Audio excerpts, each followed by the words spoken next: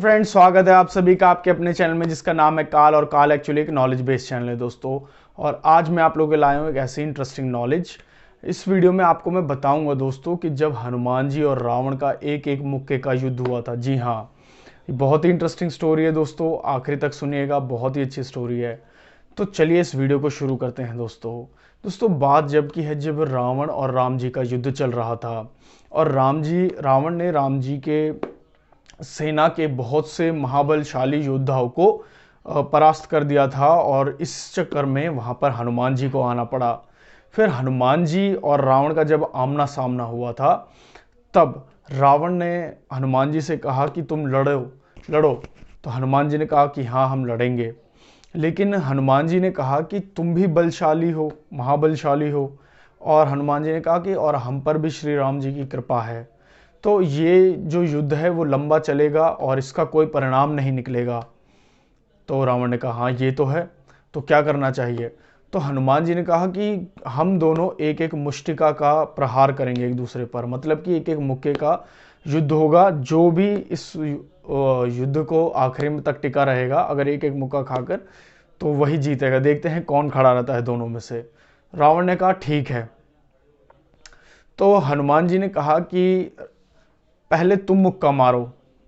रावण ने कहा कि ठीक है, पहले हम मुक्का मारेंगे। हनुमान जी ने कहा कि हाँ, क्योंकि अगर हमने मारा तो तुम बचोगे नहीं, मुक्का मारने लायक नहीं रहोगे।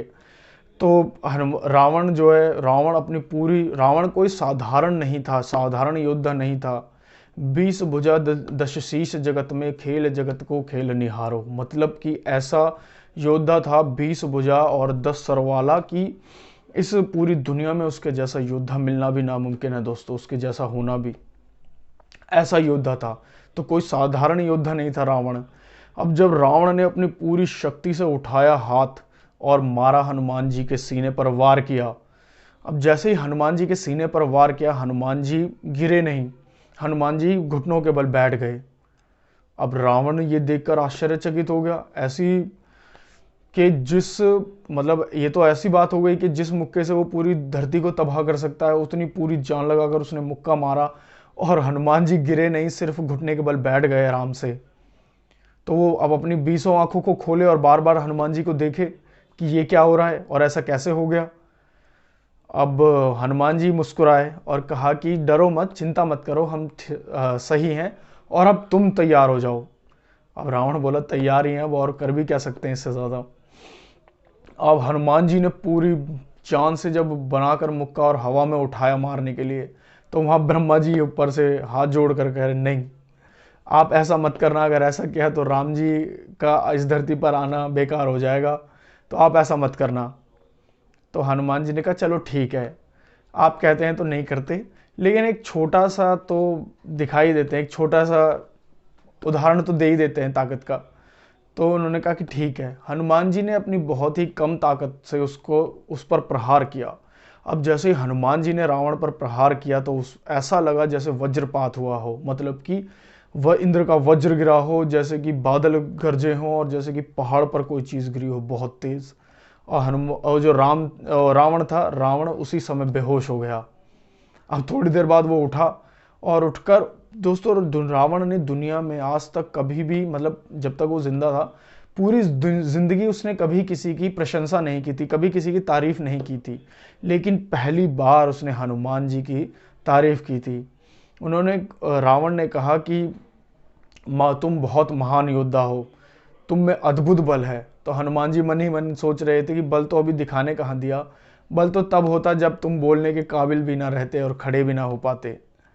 तो रावण ने ये कहकर और कहा, वो वहाँ से युद्ध को बीच में ही छोड़कर उस समय चला गया। और वो सोच में पड़ गया कि ऐसा कैसे हुआ। और ये दोस्तों, ये थी वो कहानी। और एक और छोटी सी चीज़ मैं आप लोगों को बताना चाहूँगा कि जब हनुमान जी को रावण ने बंदी बना लिया था, तो हनुमान जी बिल्कुल भी डर नहीं रहे थे। वो तो कहते थे मैं राम भक्त हूँ और तुम्हें राम जी की शरण में आ जाना चाहिए, उल्टा रावण को समझा रहे थे। अब समझा भी रावण को रहे थे, तो वो तो समझने वाला था नहीं। उसने उल्टा ही हनुमान जी के बगल में मौत को लाकर खड़ा कर दिया, काल को। तो रावण ने पूछा कि हनुमान जी से कि तुम्हें डर नहीं लग रहा है, मौत तुम्हारे बगल में खड़ी है, काल तुम्हारे बगल में खड़ा है। तो हनुमान जी ने हंसकर जवाब दिया कि खड़ा तो मेरे बगल में है, लेकिन देख तो तुम्हें रहा है। तो कह रहे क्या मतलब है?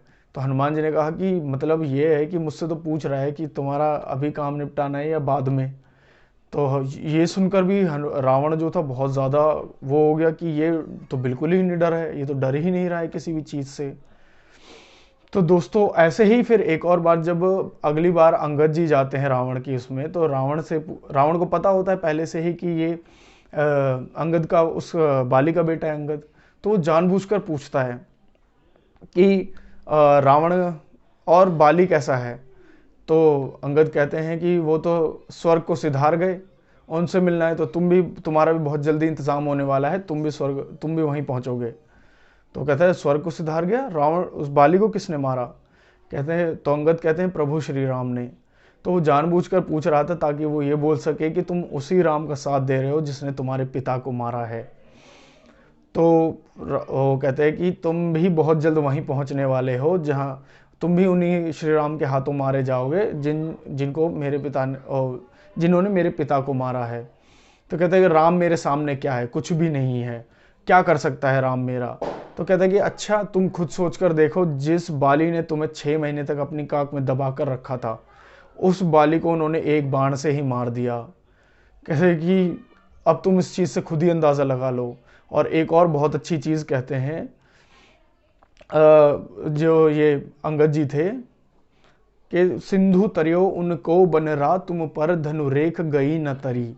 मतलब कि उनका जो बंदर था, उनका जो वानर है, वो पूरा उसको समुद्र को पार करके यहाँ तक आ गया और तुम पे धनुरेख गई न तरी। मतलब कि उनके छोटे भाई लक्ष्मण ने एक रेखा खींच दी थी, वो तक तुमसे पार नहीं हुई थी, और तुम अपने आप को महाबलशाली कहते हो, तुम उनसे अपनी तुलना कर रहे हो श्री राम जी से।